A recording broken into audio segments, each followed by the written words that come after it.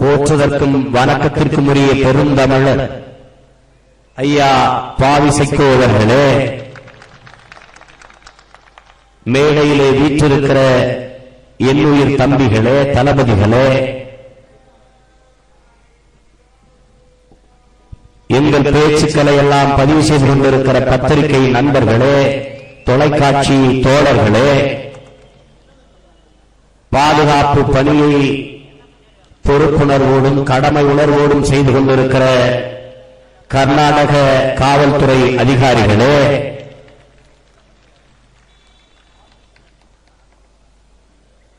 கர்நாடக மாநிலத்தில் சென்று சீமானும் அவன் கட்சி தம்பிகளும் என்ன பேசுவார்கள் என்று எழுதிக் கொண்டிருக்கிற உளவுத்துறை அதிகாரிகளே,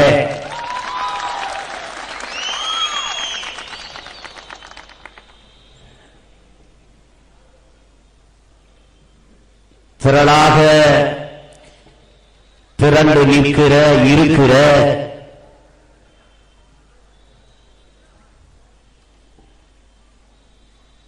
இன உணர்வும் மான உணர்வும் கொண்ட என் உயிருக்கு இனிய எனது தாய் தமிழ் உறவுகளே, உங்கள் அனைவருக்கும் எனது அன்பு வணக்கம்.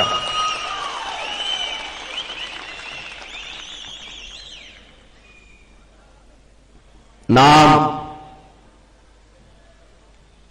மானுட சமூகத்தின்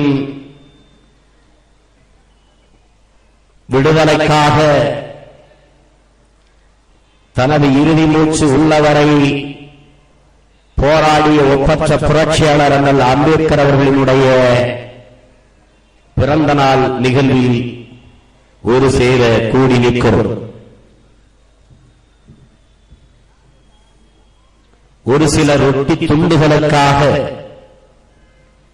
உரிமைகளை விற்பதை போன்ற முட்டாள்தனம் வேறெதுவும் இல்லை என்று நமக்காகத்தான் புரட்சியாளர் அம்பேத்கர் அவர்கள் போதித்தார்கள். அன்பு மக்கள்,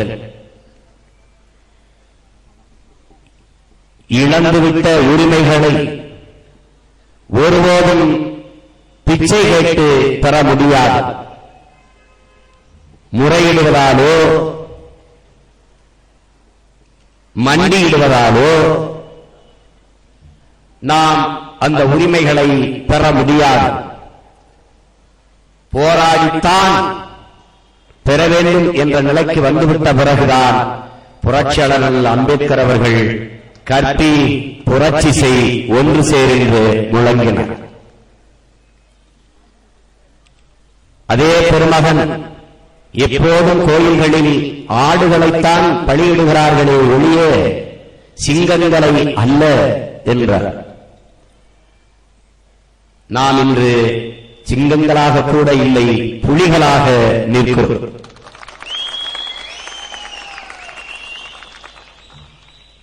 சிங்கத்திற்கும் புலிக்கும் என்ன வேறுபாடு? சிங்கம் மிகவும் சோம்பேறி விலங்கு. அதுவும் ஆண் சிங்கம் அட்ட சோம்பேறி. அது ஒரு வேலைக்கும் போறதில்லை. அது இனப்பெருக்கம் செய்வதை தவிர எந்த வேலையும் செய்வதில்லை. பெண் சிங்கம் தான் வேட்டையாடி உணவை கொண்டு வரும். ஆண் சிங்கம் அதற்கும் ஒரு காரணம் இருக்குது. அது வேட்டைக்கு போனால் ஒரு தடவை விட தோற்காது. அதனால இயற்கை அது போய் வேட்டையாடிச்சுன்னா நிறைய மிருகங்கள் காட்டுல அழிஞ்சு போகுங்கிறதுனால அது ஒரு சோம்பேறியா அதுக்கு ஒரு குணம் இருக்கு. ஆனால் புலி அப்படி இல்லை. புலி என் அன்பு மக்களே மானமுள்ள ஒரு விலங்கு. 1000 மிருகங்களோடு சேர்ந்து நின்றாலும் புலி தனித்து நிற்கும். தனித்து நின்றாலும் 1000 மிருகங்களோடு நிற்கிற திமிரோடு நிற்கும். பல நாட்கள் பசித்து கிடக்கும் பசிக்கான இறை கண்ணில் பட்டால் விரட்டி ஓடி அடிக்கும். அடித்து விழுந்த விலங்கு வலது கை பக்கம் விழாமல் இடது கை பக்கம் விழுந்தால் விழுந்து எடுத்து தின்னார். சீ, என் வீரத்திற்கே இழுக்கு, கேவலம் இடது கை பக்கம் விழுந்து விட்டது. அந்த புலி விலங்குகளில் ஒரு மானமுள்ள விலங்கு என்பதாலேயே மான தமிழர்கள் நாங்கள் எங்கள் கொடிகளில் புலியை சின்னமாக பொறித்தோம்.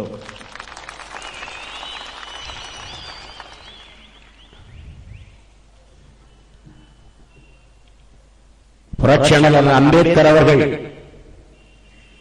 இந்திய பெருந்தேசம் முழுமைக்கும் என் அன்பு மக்களே தாழ்த்தப்பட்ட மக்களினுடைய வழிகாட்டியாக தலைவராக பார்க்கப்படுகிறார். இது ஒரு வரலாற்று பெரும் தவறு, வரலாற்று பெரும் துரோகம். அவர் எங்கெங்கு ஒடுக்கப்பட்ட உழைக்கும் மக்கள் அழுத்தப்பட்டு அடிமைப்படுத்தப்பட்டு உரிமைகள் பறிக்கப்பட்டு ஒடுக்கப்பட்டு கிடக்கிறார்களோ அந்த மக்களுக்கான தலைவரை ஒழிய அவர் வெறும் தலைவர் அல்ல. இன்றைக்கு தாழ்த்தப்பட்ட மக்களை தவிர்த்து ஒடுக்கப்பட்ட மக்கள் பெறுகிற அந்த இடஒதுக்கீடை சட்டமாக்கிய பெருமகன் புரட்சியாளர் அம்பேத்கர் அவர்கள் என்பதை நாம் நினைவில் கொள்ள வேண்டும்.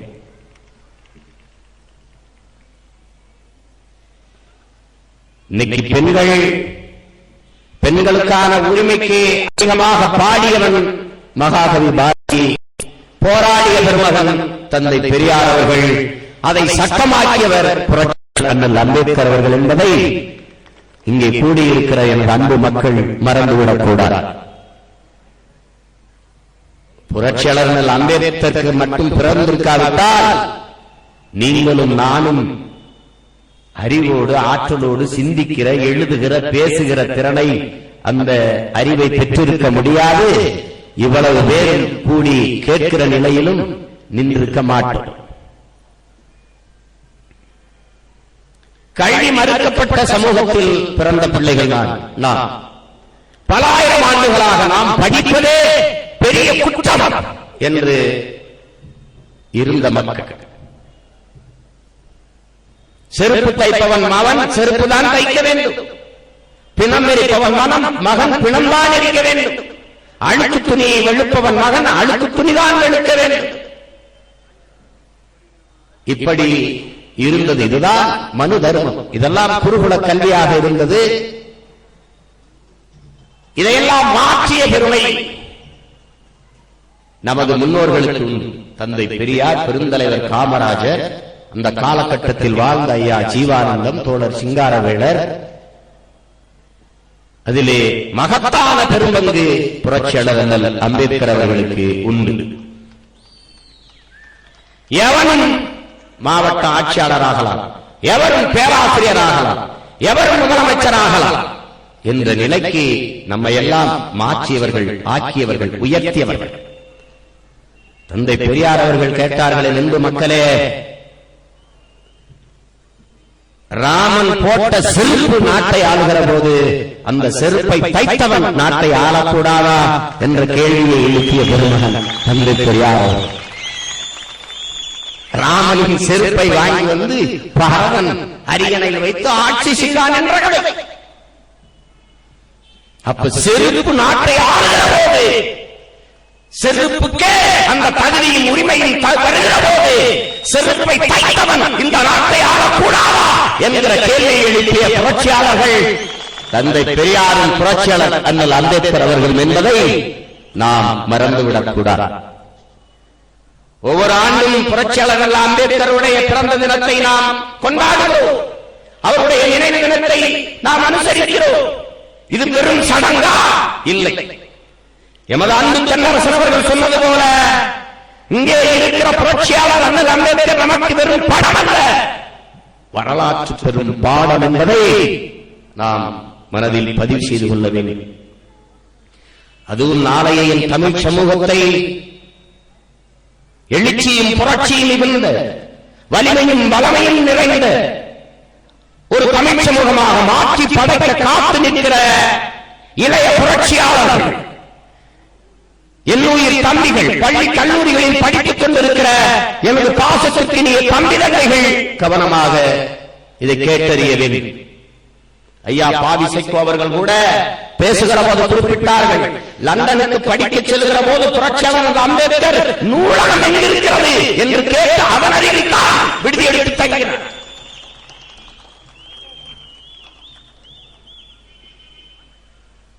பெர்னாட்ஷா அவர்களிடத்தில் நீங்கள் எப்படி இப்படி ஒரு அறிஞரானீர்கள் என்று கேள்வி வைக்கிறார்கள். அதுக்கு அவர் ஒன்னும் சொல்ல பதில், எனக்கு மாற்று உடையில ஒரே ஒரு கிழிஞ்ச கோட்டு தான் இருந்தது, அதனால நான் அறிஞர் ஆயிட்டேன். இது யாராவது நம்ப முடியா இருக்கா? அவர்கிட்ட உடை இல்ல, மாற்று உடையில வறுமை. ஒரு கோட்டு போட்டிருந்தாரு, அது கிழிஞ்சு போச்சு, அன்னைக்கு துவைச்சா வேற இல்ல, அதனால நாற்றம் அடிக்குது, வெளியில நடமாட முடியல. எங்க போலான்னு பார்த்தாரு, ஓரமா போய் ஒரு நூலகத்துல ஒரு ஓரமா உட்கார்ந்தாரு. உட்கார்ந்தே சும்மா இருக்கிறமேனு புத்தகங்கள் எடுத்து படிக்க தொடங்கிட்டாரு. அப்படி படிச்சு தான் பேரறிஞர் ஆயிட்டேன். அது மாதிரி புரட்சியாளர் அம்பேத்கர் அவர்களின் அன்பு மக்களே, அறிவு பசி கொண்டு அலைந்த பெருமகன் இந்த நாட்டில். அவர்தான் சொல்லுகிறார், அறிவை தேடி ஓடுங்கள், நாளைய வரலாறு உங்கள் நிழலை தேடி ஓடி வரும் என்கிறார். என் அன்பு பிள்ளைகளே, அறிவை தேடி ஓடுங்கள். என் தமிழ் தலைமுறை பிள்ளைகளே, நாளைய வரலாறு உங்கள் நிழலை தேடி ஓடி வர. சாதிய இழிவை துடைத்தெறிய போராடாமல் இருப்பதை விட செத்து ஒழிவதே மேலானது என்றவர் புரட்சியாளர் அம்பேத்கர். சாதிதான் சமூகம் என்றார், மூச்சு காற்று நச்சு காற்றாக மாறட்டும் என்று சொன்னவர். அப்ப எவ்வளவு ஆழ்மனதுக்குள் அவர் வேதனையும் காயமும் கொண்டிருப்பார் என்பதை இந்த வார்த்தை உங்களுக்கு புரிய வைக்கும். ஏன் இந்த சாதிய இழிவை துடைக்க வேண்டியிருக்கிறது? தமிழ் சமூகத்தை கூறு கூறாக பிளந்து சிதைத்தது சாதி. இன்றைக்கு தமிழர்களில் பலர் நினைத்துக் கொண்டிருக்கிறார்கள், தமிழர்களுக்கு சிங்களர்கள் எதிரி, தமிழர்களுக்கு பார்ப்பனர்கள் எதிரி என்றெல்லாம் நினைத்துக் கொண்டிருக்கிறார்கள். இல்லை என் அன்பு மக்களே, தமிழர்களுக்கு உள்ளே இருக்கிற சாதியும் மதமும் தான் மிக வலிமையான எதிரி, மிக மோசமான எதிரி, மிக கொடூரமான எதிரி. தமிழரை வேண்டியது அவனுக்குள்ளே இருக்கிற சாதி மத தன்னலவை போவதை தேவரும் மறுக்க முடியாது. நான் ஒரு சாதிக்காரன் என்றால் என் சாதிக்காரன் மீது அடிவிழாதவரை எனக்கு வலிப்பதில்லை. நான் ஒரு மதம் சார்ந்தவர் என்றால் என் மதத்தின் மீது அடிவிழாதவரை எனக்கு வலிப்பதில்லை. அதனால் தமிழர் அடிவிட்டால் அது எவன் என்றே எவனுக்கும் தெரியவில்லை. இதான் இங்க இருக்கிற பிரச்சனை.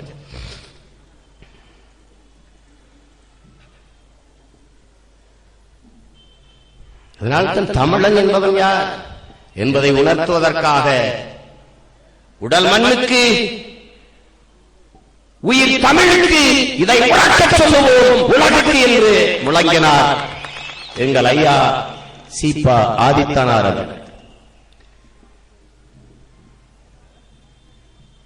நாம் நாடாரோ தேவரோ செட்டியாரோ பிள்ளையோ முதலியாரோ கோனாரோ உடையாரோ படையாட்சியோ பறையரோ பல்லரோ கவுண்டரோ அதெல்லாம் நம் அடையாளம் அல்ல.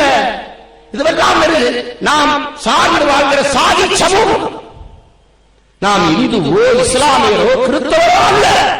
இதெல்லாம் நாம் தழுவி சார்ந்து நேசித்து நிற்கிற மதங்கள் மாற்றங்கள். ஆனால் நாம் யார்? நாம் யார்? 50,000 ஆண்டுகளுக்கு மூத்து நீண்ட நெடிய வீரன் எரிந்த வரலாற்று பெருமை மிக்க தமிழன் என்கிற தேசிய இனத்தின் மக்கள். எனவே நாம் தமிழர்கள் என்பதால் நாம் தமிழர் என்கிற கட்சியை தொடங்கிய பெருமகன் ஐயா சீபா ஆதித்தனார் அவர்கள்.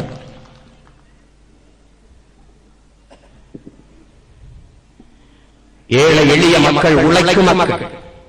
அண்ணாவுக்கு நாங்கள் சென்று நின்ற போது அவர் உடலை பார்த்து கதறி எழுத மக்களினுடைய கண்ணீரும் கதறலும் அந்த தவிப்பும் துடிப்பும், அவரை இழந்த அந்த மக்கள் கதறிய கதறலும் எத்தனை பேரை அவர் வாழ வைத்த பெருமகனாக இருந்திருக்கிறார் என்பதற்கு சான்றாக இருந்தது. அவருக்கு இன்று நாம் தமிழர் பிள்ளைகள் தமிழ் மக்கள்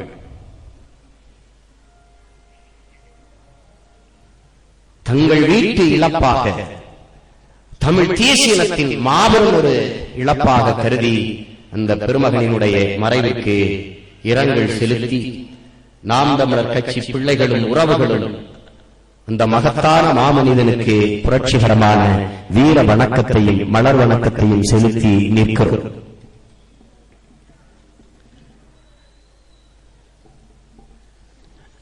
கர்நாடக மாநிலத்தில் தேர்தல் வரப்போகிறது. நான் கேட்டேன், ஐயா தேர்தல் வருதுன்றீங்க, ஒரு இடத்துல கூட ஒரு சுவருட்டி உருட்டி பரபரப்பா எதுவும் இல்லைன்னு. இந்த மாநிலத்தில் அப்படித்தான் அப்படின்னு. பரவாயில்லையே, தமிழ்நாட்டை விட நல்லா நடக்குது தேர்தல். ஏன்னா அங்க எப்படின்னா பாராளுமன்ற தேர்தல் எப்ப வரப்போகுதுன்னு தெரியல, அதுக்குள்ள காசு கொடுக்க ஆரம்பிச்சுட்டாங்க. அது எங்க ஊர் சிவகங்கையில போன வருஷத்துல இருந்து கொடுத்துட்டு இருக்கிறாங்க. எப்படியாவது நாங்க வென்றுவோம் அப்படின்னு. எப்படி இருக்கு பாருங்க. இந்த சீமா பேர்ல தான் சீமான இருக்கிறான். அங்க ஒரு சீமா இருக்கிறார், இந்தியாவின் நிதியமைச்சர் செல்வ சீமா. அவர் காசாலேயே காசு கொடுத்தே மாவட்டத்தை வாங்கிடலாம்னு நினைக்கிறாரு. எங்க ஊர்ல வெறும் களை எடுத்துக்கிட்டு ஆடு மாடு மேய்ச்சி பால் கறந்து வித்துக்கிட்டு பட்டினி பசிமா கிடந்து வாழ்ற மக்கள், அவங்களுக்கு எல்லாம் இவர் என்ன திறக்கிறது தெரியுமில்ல? வாரத்துக்கு 2 பேங்க் வங்கி திறக்கிறது. அவனுக்கு எதுக்கு என்னன்னு தெரியல. காசை சேமிச்சு பணக்காரராக. எப்படி? இந்த 100 நாள் வேலை திட்டம் இருக்குது, கிராமிய பஞ்சாயத்து வேலை திட்டம். எல்லாரும் வேலைக்கு செல்லுங்கள், பணத்தை 100 ரூபாயை வாங்கி சேமித்து பெரிய பணக்காரராயிருங்கள். நாங்கள் 1,75,000 கோடியை கொள்ளையடித்து ஏழையாயிரும். 100 ரூபாய் வாங்கி சேமிச்சு அது 100 ரூபாய் வேலை திட்டத்தை போட்டு விவசாயத்தை மூடிட்டாங்க. விவசாயத்துக்கு ஒருத்தன் வர்றதில்லை. இந்த தேசம் முழுமைக்கு ஒரு சட்டம் போட்டிருக்காங்க காங்கிரஸ் கட்சி, 100 நாள் வேலை திட்டம். எவராவது விவசாயத்துக்கு ஆள் கொண்டு வா பாப்போம். காலையில எந்திரிச்சு ஒரு கூடை, அந்த கூடையில சோப்படப்பா, கண்ணாடி, பல்லாங்குழி, கேட்டுக்கிறங்க, சோறு எல்லாம் எடுத்துக்கிட்டு கிளம்புறதுக்கு. ஆம்பளை எல்லாம் சீட்டு கட்டு, ஒரு பாய் தலையணை. நீங்க சிரிக்கிறதுக்காக சொல்லல, நான் சத்தியம் பேசுறேன். எங்க ஊர்ல அப்படி போய்கிட்டே இருக்கேன். ஒரு எங்க பக்கத்துல இருக்க பெரியம்மா ஊருக்கு போறேன். அங்க என்ன 50 பேர் இதை சுத்தி நின்று விளையாடிட்டு இருக்காங்க, சீட்டாடிட்டு இருக்காங்கடா.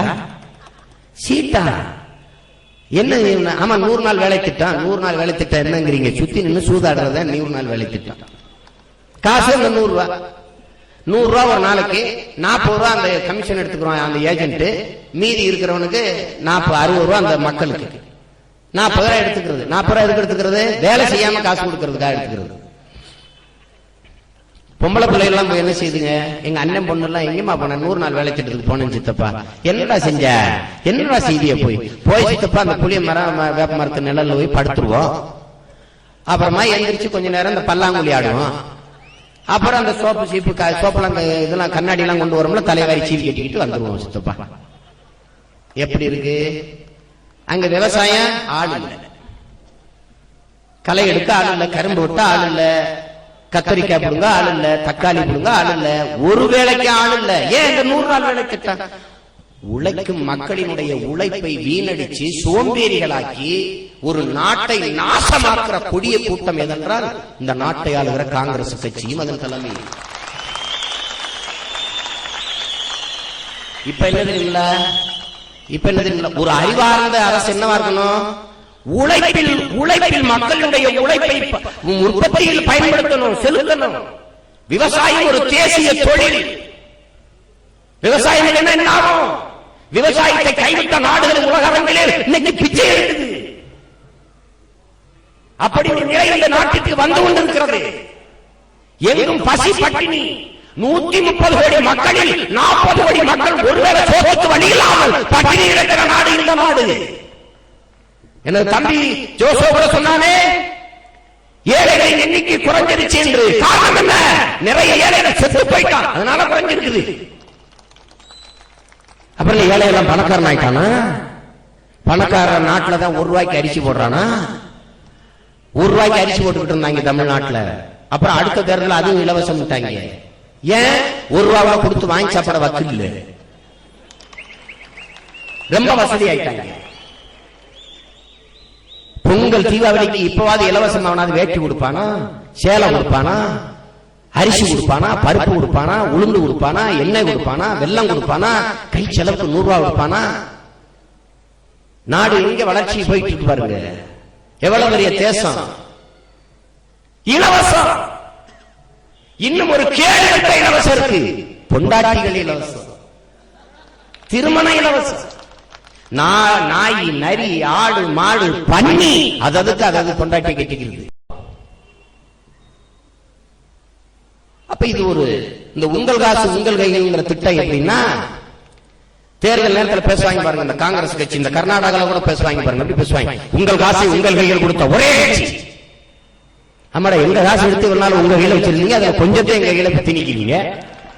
என்ன ஏன் அதை பேச வேண்டியிருக்கு? உங்கள் காசை உங்கள் கையில் கொடுப்பது அந்த நாட்டை அடைவதே தனது வாழ்நாள் இலக்கு என்றுதான் எங்கள் தலைவர் பிரபாகரன் ஒரு புரட்சிகரமான ஆயுதம் ஏந்திய போராட்டத்தை முன்னெடுத்தார்.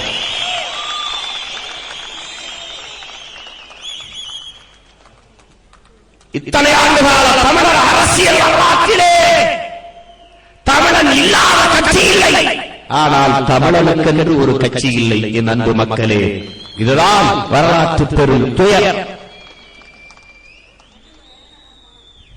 தமிழர்கள் காங்கிரஸ் கட்சியில் இருக்கிறார்கள், தமிழர்கள் பாரதிய ஜனதா கட்சியிலே இருக்கிறார்கள், தமிழர்கள் ஐயா தேவேகவுடா கட்சியிலே இருக்கிறார்கள், தமிழர்கள் ஐயா பால் தாக்கரே கட்சியிலே இருக்கிறார்கள், தமிழர்கள் ஐயா சிவசோரன் கட்சியிலே இருக்கிறார்கள், தமிழர்கள் ஐயா முலாயம் சிங் கட்சியிலே இருக்கிறார்கள், தமிழர்கள் ஐயா அம்மா உமா மாயாவதி கட்சியிலே இருக்கிறார்கள்.